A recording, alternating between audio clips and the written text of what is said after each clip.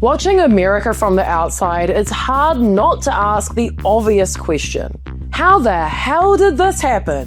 Why would anyone vote for this guy? Donald Trump won a majority of white women while running an openly anti-woman and anti-abortion rhetoric. He made major gains with Latino voters, especially men, while building ICE into a political weapon, platforming racists, and targeting that same community. LGBTQI+ voters still overwhelmingly vote Democrat, but a small, loud group of gay conservatives continue to back Donald Trump, prioritizing taxes, masculinity, and anti-wokeness politics over queer rights themselves. And despite the populist branding, lower-income voters remain split, with many poor Americans voting against welfare, redistribution, and government aid, even when they would directly benefit from it. So, I wanted to understand how this happened. Not abstractly, not morally, but humanly. Over the last year, I've been digging through research, data, and voting patterns, trying to figure out what actually drives these choices. We'll start with the most obvious question. Why white women voted for Trump?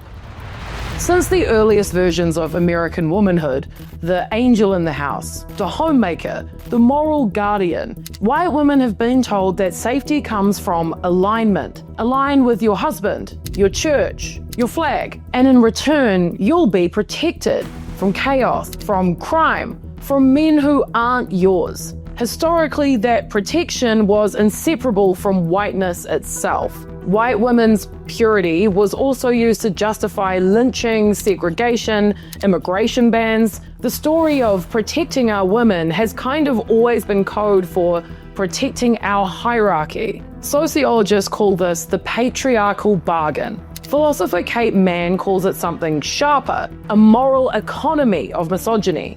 In her book Down Girl, she writes, "Misogyny's function is to police and enforce a patriarchal order by rewarding women who conform and punishing those who don't. That emotional logic, reward the obedient, shame the defiant, still shapes world politics." When Trump descended that golden escalator in 2015, his audience wasn't the downtrodden working class we'd heard so much about. It was people who felt their status slipping. Political scientist Christopher Parker, in the conversation in 2016, called it white fright. He argued that Trump's victory had at least as much to do with support from voters who remained unencumbered by economic anxiety as those driven by it. He wrote, "Rapid social change, which poses a threat to this trinicated version of American identity, activates anxiety and anger on the part of those who lay claim to this identity. Many Trump supporters believe themselves to be losing their country. They weren't voting for change, they were voting for a rewind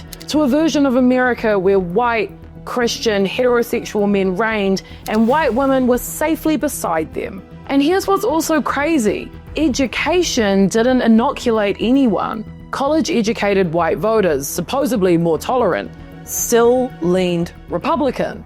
As Parker put it, the boundaries of American identity intersect with whiteness, patriarchy, xenophobia, and homophobia. Donald Trump sold nostalgia as safety, and white women bought it. By 2020, millions of women had marched in protest, worn pussy hats, and said never again. But then, they voted for him again. According to NBC exit polls in 2020, among white women, 43% supported Joe Biden and 55% supported President Donald Trump. That was virtually identical to 2016. Reporter Amanda Becker noted that these voters said they didn't like the president's rhetoric, his handling of the pandemic. Ultimately, they chose to stand by him. So, what happened? Enter Kate Manne's next insight, disgust. She argues that white women often act as moral enforcers within the patriarchy, the gatekeepers of goodness. Disgust is their tool. It lets obedience feel righteous. When crowds chanted, "Lock her up," about Hillary Clinton, that wasn't policy, that was purification. Psychologically, disgust separates the clean from the contaminating. It's why some white women can call Trump vulgar, but still see him as the less disgusting option, the one protecting them from feminists, immigrants, or woke ideology. They're not necessarily voting for cruelty, they're voting for order. They just refuse to see that those are the same thing. Nowhere is the emotional contract clearer than among Christian women. In January this year, Mother Jones interviewed psychologist Kate Gardini, who studies evangelical women. She describes what she saw at the Liberty University after the 2024 election. They felt like this was God's will. He has spared the nation by giving us Trump. Even after we've made so many mistakes, he's giving us one last chance to get it right. Gardini told Mother Jones that for these women, Trump's appeal operates on multiple planes. It's the sense of having a protector and a defender in Trump. He's going to protect us from this woke liberal elite that wants to take us down. The left is concerned with wokeness and identity politics, while Trump is concerned that you can't afford a tank of gas. He's going to protect our country from China. He's going to protect our borders. That protector identity operates on so many different levels, and it's hugely effective with these women. Here's the line that kind of sums it up. Trump said at a few campaign rallies, "I want to protect the woman." One Christian woman I interviewed said she wept when she heard that because it was so resonant with what she needed. Protection is at the heart of the contract, the emotional transaction that makes hierarchy feel holy. Gardini continues, within their gendered system, women are the soft, nurturing ones, the caretakers. Men are the strong ones, protectors and defenders. This gendered system is built into conservative Christianity, so it makes sense that they would apply that to politics and want a candidate who fits that mold. In 2016, she says, Trump projected a kind of devil-may-care masculinity they found quite attractive, whereas in 2024, he's seen more of a protective, fatherly, or even grandfatherly figure. The swagger turned paternal. The misogynist became the father figure, and that made obedience feel safe again. Protection always needs a threat. A protector with no danger to fight loses his purpose, and so does the person that he protects. That's the paradox. Safety depends on fear, and in Trump's America, fear is infinite. Fox News fills screens with crime waves, border invasions, gender chaos. Each new threat reactivates the emotional contract. As Mother Jones reported, the younger women are getting a lot of their news from social media. What they're hearing is that the liberal left hates them. For mothers, their sense of needing protection is all around children. They need to protect their children as mothers, and they need a paternalistic figure as president to protect their children on a larger scale. And for older women, their primary concern tends to be immigration, keeping our neighborhoods safe, keeping women and girls safe from perceived physical threats, and immigrant men. In this worldview, every cultural change, from racial justice protests to trans rights, becomes a home invasion. The emotional pattern repeats. 1920s KKK promised to defend white womanhood.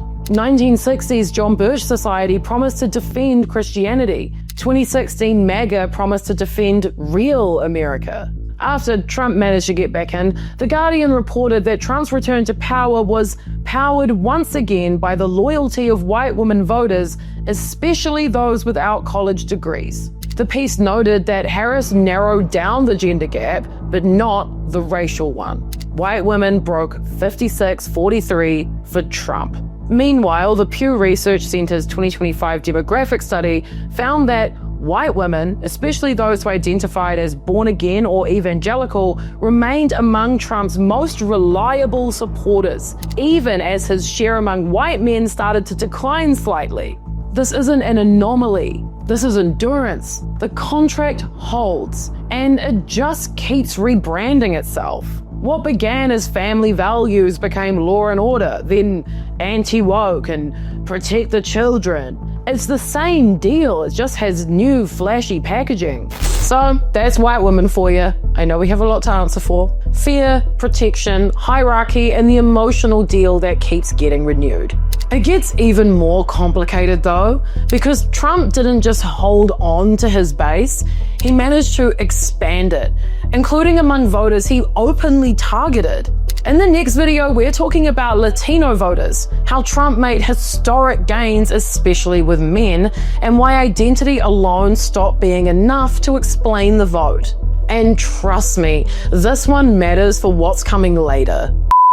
Donald Trump once launched his campaign by calling Mexican immigrants rapists. He built an empire of fear around walls, deportations, and ICE raids. And yet, by 2024, nearly half of Latino voters chose him. From the outside, it feels impossible. How could the man whose presidency defined by cruelty at the border, family separation, mass deportations, promises of mass deportations, be embraced by the very communities he targeted? But the answer isn't simple, because Latino voters aren't a monolith. They're a country within a country, shaped by class, faith, geography, and history. And if you look closely, the story isn't one of betrayal. It's about belonging, identity, and a political system that still doesn't know how to listen. According to Edison Research's 2024 exit polls, Trump won a whopping 46% of self-identified Hispanic voters, up 14 points from 2020. It was the highest Republican share of Latino support since the 1970s. He did especially well among Latino men, winning 55% compared to 38% of women. In counties where more than 20% of the population was Hispanic, his margin improved by 13 points from 2020. For decades, Democrats saw Latinos as a cornerstone of their coalition. Barack Obama won more than 2/3 of Latino voters in 2012. But by 2024, that alliance had cracked, and in some states, shattered. In Florida, Trump's campaign deepened its connection to Cuban, Venezuelan, and Nicaraguan communities through faith networks and business outreach. In Texas, working-class Mexican Americans along the Rio Grande, once solidly blue, shifted right. In Arizona and Nevada, younger Latinos split along gender and class lines. The most revealing finding came from Pew Research Center in June of 2025. Latino voters are increasingly behaving like other voters, driven by the economy, age, and education, not identity alone. So in other words, the Latino vote as a unified bloc is gone. In 2024, 2/3 of voters told pollsters in the US economy was in poor shape. Among Latinos, that number was even higher. 46% said their family's financial situation was worse than 4 years ago, according to Reuters. Trump leaned into that anger, promising tax cuts, attacking inflation, and branding himself as the workers' candidate. Republicans have consistently beat Democrats on connecting with voters on the economy, said Clarissa Martinez de Castro, vice president of the nonpartisan Unidos US Latino Vote Initiative. This was a referendum on the economy, and that has consistently been the number 1, 2, and 3 issues for Hispanic voters. To many Latino workers, especially men in construction, logistics, or small business, Trump's populism didn't feel racist. It felt more practical. He spoke about jobs, not social justice, about competition, not diversity. As one Mexican-born voter in Arizona told Reuters, the 3 biggest things of importance are family values, being pro-life, and religion. I don't feel like Kamala represents those values. Scene of the crime, once again religion, watch my other videos. That one quote catches something Democrats have really struggled to grasp. Trump didn't necessarily win the Latino vote. He met it where it already was. Latino conservatism isn't new. It's woven through generations, shaped by faith, exile, and trauma. In the conversation, historians Julia Young and Jenna Clope Santamaria wrote that Latino support for Trump reflects deep historical currents, from Catholicism and evangelicism to anti-socialist sentiment among families who fled authoritarian regimes in Cuba or Venezuela or Nicaragua.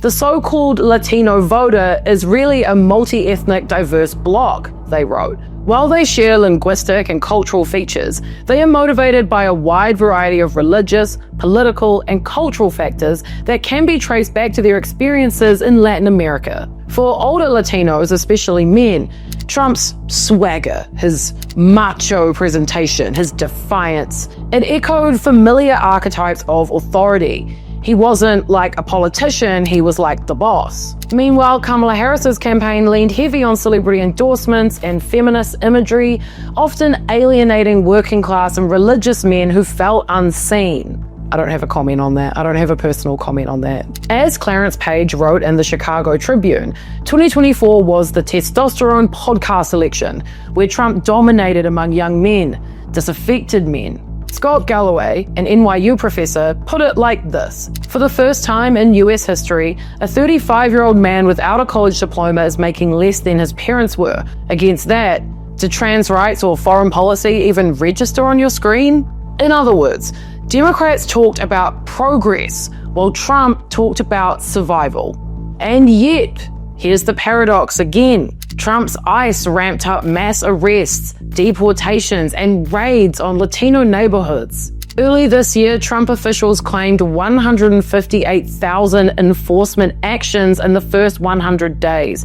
Through ICE's own data shows closer to 65,000 actual arrests. Either way, that scale was unprecedented. In Los Angeles, local leaders condemned the raids as a crisis tearing through immigrant neighborhoods. In Chicago, after a string of civil rights complaints, DHS expanded a policy requiring ICE agents to wear body cameras during enforcement operations. These are families torn apart, entire communities living in fear of a knock at the door. So why did millions of Latinos still vote for Trump, even knowing that? It's not like Trump said he wasn't going to do this. Because immigration, while emotionally powerful, isn't the top issue for most Latino voters. Pew Research found that jobs, inflation, and housing consistently outrank immigration by wide margins. And among some Latinos, particularly US-born voters or those who migrated decades ago, resentment towards new immigrants has grown.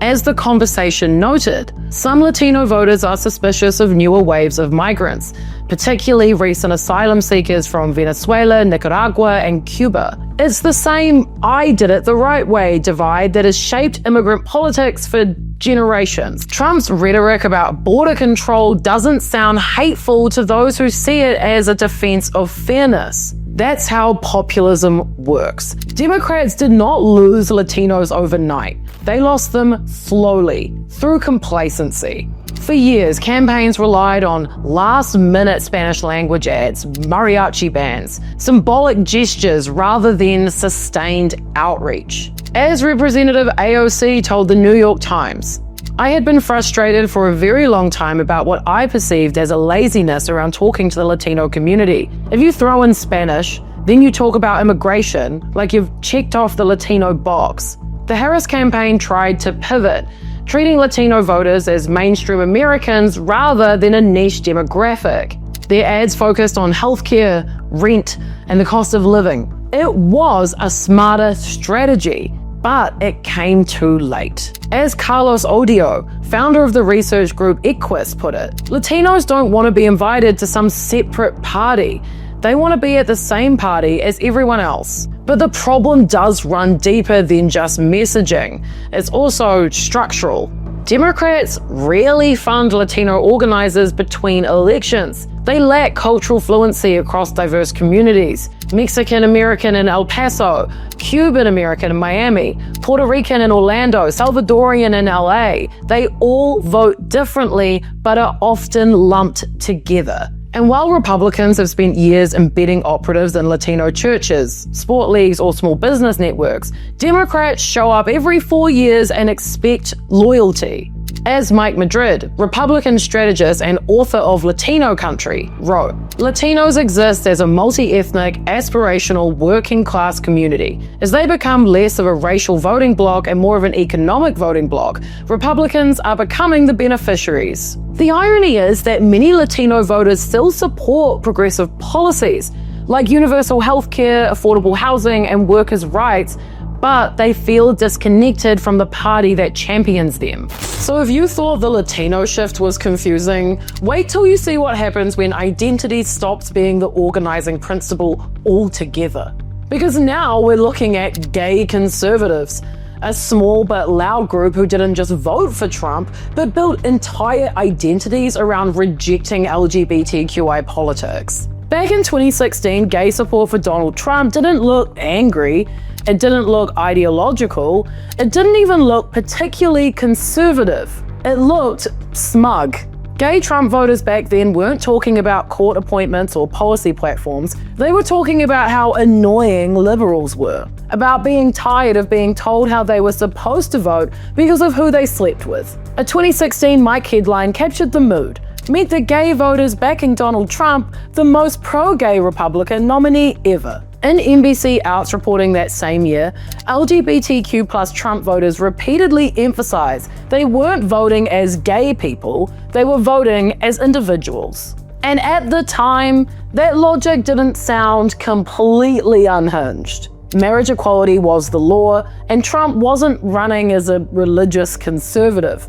Compared to the evangelical right, he seemed oddly indifferent. But this wasn't just about Trump, it was about escape. Years later, research from UCLA's William Institute would show that LGB Republicans tend to share some consistent traits. They're less connected to LGBTQ+ communities, less likely to see sexual orientation as central to their identity, and less likely to feel a sense of shared political fate. Translation: if being gay hasn't cost you much, it stops feeling political. In 2016, gay conservatism wasn't about embracing the right, it was about refusing obligation. And for a moment, that refusal felt clever. What many gay conservatives are reacting to isn't necessarily policy, it's expectation. The expectation that your sexuality should be central to who you are. Your politics should flow naturally from that. Your community should be emotionally binding.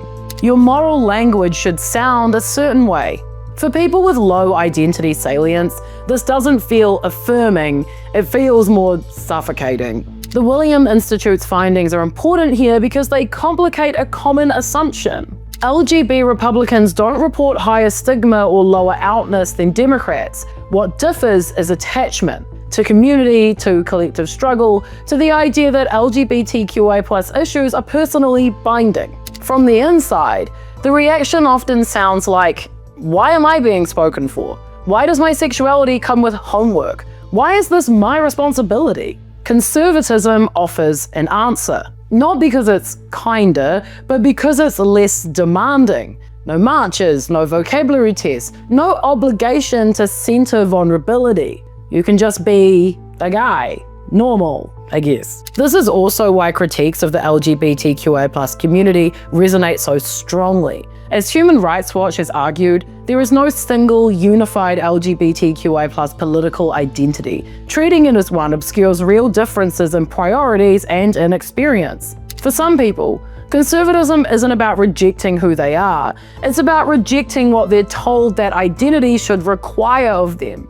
So this is where fitting in, really matters. We all want to fit in. For many gay conservatives, especially men, and let's be honest, we are mostly talking about white gay guys today. It is what it is. Conservatism offers something mainstream LGBTQI+ politics often can't: unmarked belonging. No asterisks, no explanation, no "as a gay person" preface. Right-wing spaces reward emotional restraint, hierarchy, toughness, irony over sincerity. And for people already detached from queer community norms, that doesn't feel hostile, it feels more like familiar. That's why pride aesthetics get rejected so aggressively, why rainbow flags disappear, why no victim mentality becomes a selling point. In 2024, NBC News reported on gay Republicans rallying for Trump while explicitly rejecting rainbow symbolism and framing themselves as anti-victimhood. From the inside, the logic isn't, I hate other gay people.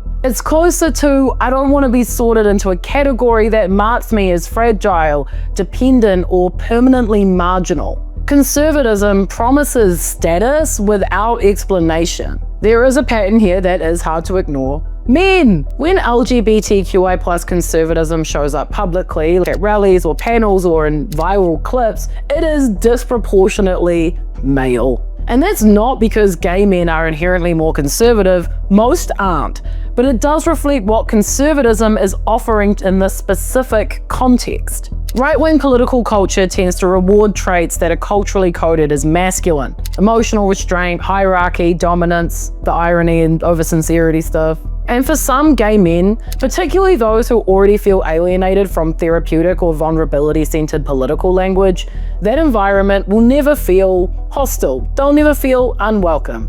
Oh look, a bunch of white guys. Yay, me too, you know? Political scientist Dalton Villette identifies this dynamic clearly in his research on far-right conservatism and gay men. He argues that some gay men are drawn to right-wing spaces precisely because they allow for reassertion of masculinity and hierarchy and provocation, often framed as strength rather than resentment. This also aligns with that data from the Williams Institute, which finds that LGBT Republicans tend to place less emotional weight on group identity and community connection. In other words, it's not necessarily about sexuality alone. It's about status, gender norms, and who gets to feel unmarked, not vulnerable in political space. It's about status, masculinity, and who gets to feel normal. And it sets up the final question better than anything else. By now, a pattern should be emerging. White women traded autonomy for protection. Latino men traded recognition for survival. Gay conservatives traded solidarity for status. Which brings us to the one everyone thinks they already understand, and almost everyone gets wrong. Poor people. This isn't necessarily just about voting against your own interests. It's about how Trump convinced millions of struggling Americans that he wasn't an elite at all. If you've watched this far, this is the one to stay for. Everyone keeps asking the wrong question. Why would poor Americans vote for a billionaire? When you look closely at the data, the real mystery isn't why they supported him. It's how Donald Trump managed to stop looking like an elite to them at all. He turned himself into a champion of the forgotten, a man who gets it, a billionaire who somehow feels anti-elite. Poor Americans didn't vote for his wealth. They voted for the story he told them, a story about being overlooked, disrespected, and replaced, and a promise that he was the only one willing to fight for them. So the real question isn't why poor people voted for Trump, it's how he made them forget he was rich to begin with.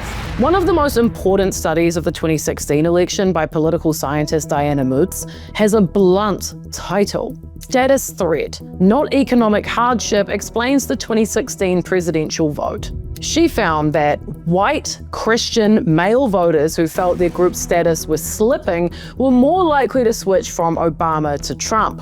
Figures, you know? Feeling that the American way of life is under threat strongly predicted Trump support. Negative views on immigration and trade were less about personal job loss and more about a group position and national dominance. But, you know, this wasn't about personal finances. It was about identity survival and racism. Trump wasn't selling tax cuts. He was selling reassurance that the America that they remember wasn't disappearing, or at least that he'd fight the people they blamed.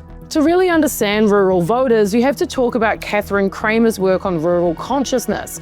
From her book, The Politics of Resentment, she finds 3 core beliefs. We work harder than city people. Cities get more resources, respect, and political power. Elites look down on people like us. Whether these beliefs are factually true or not doesn't actually matter. It doesn't matter. Because they feel true. And nothing fuels political loyalty like feeling understood. Trump and his team leaned into this with surgical precision. He mocked elites, attacked journalists, blasted professors and experts, ridiculed political correctness, validated rural frustration. While Democrats toured rural towns with policy binders, Trump said things like, "They're laughing at you. They betrayed you. I hear you." He wasn't offering any plans. He was offering dignity. At such a cost to everyone else, though. Sorry, back to the data. I'm trying to be legit today. Communication scholar Roderick Hart has called Trump an emotional revolutionary for a reason. His power comes from how he talks, not what he says. He doesn't communicate through policy. He communicates through emotion. Anger, hurt, bravado, victimhood, dominance, humor, loyalty, resentment. This style, chaotic and simple and repetitive, feels authentic to voters who distrust polished elites. Let's call it what it is. He speaks at a very low reading level. America will no longer settle for anything less than the best. He repeats phrases endlessly. I won't say he was an older fellow, but he was an older fellow. I'm not going to say anybody didn't do well. They didn't do well. He performs anger and triumph like a professional wrestler. That's enough. Put down the mic. To urban elites and people who can read, it sounds completely unhinged. But to these rural voters, it sounds real. This is the strangest part though. Trump is an elite, but his voters don't see him as one. Why? Well, number one, elites equal cultural class, not necessarily money. To many rural Americans, elite doesn't mean rich. It means degree holders, journalists, scientists, tech workers, urban professionals, academics, and the media, bureaucrats. Trump has money, but he doesn't have their mannerisms, their language, or their values. Number two, aspirational alignment. People struggling financially often admire wealth if it feels earned or relatable. Trump's flashy wealth feels like fantasy, not oppression. He's the billionaire who eats fast food and screams on TV and hates the media and sounds like your weird, crazy uncle on Facebook. He's not above you. He's what you'd be like if you won the lottery. Number three, the protector archetype. Voters project onto Trump the role of the strong man who protects us from elites. He's not scared to call them mean names. That psychological role overrides material contradictions. Let's be honest. Race is one of the biggest forces in this story, but not necessarily in the cartoonish way we often talk about it, like they're racist. It's a bit more complicated and more revealing. For many poor rural whites, life genuinely feels hard. Factories closed, wages stagnant, addiction everywhere. So when they're told Black and brown Americans have it worse, you have white privilege, they sometimes hear instead, you don't matter. Empathy becomes a zero-sum game. A lack of education equals a lack of historical awareness. They only know what's in front of them. If you never learned about systemic racism and you've never lived near diverse communities and your school doesn't even teach history and you only ever get taught the Bible and your town has been declining for decades, then privilege feels like an insult, not a social fact. Racial isolation intensifies status threat. The most pro-Trump areas were overwhelmingly white and geographically isolated, with very, very little day-to-day contact with immigrants or any racial minorities. Authoritarianism thrives where education is low. Decades of political psychology research link lower education to higher authoritarian tendencies, a preference for stability, simplicity, order, hierarchy, a strong man protector. That is Trump's brand. If all of these stories felt connected, that's because they are. It's never been about race or gender or sexuality. It's about who feels seen, who feels protected, and who feels like the future is slipping away. If you want more stories like this, subscribe. It's fun and it's free. Bye.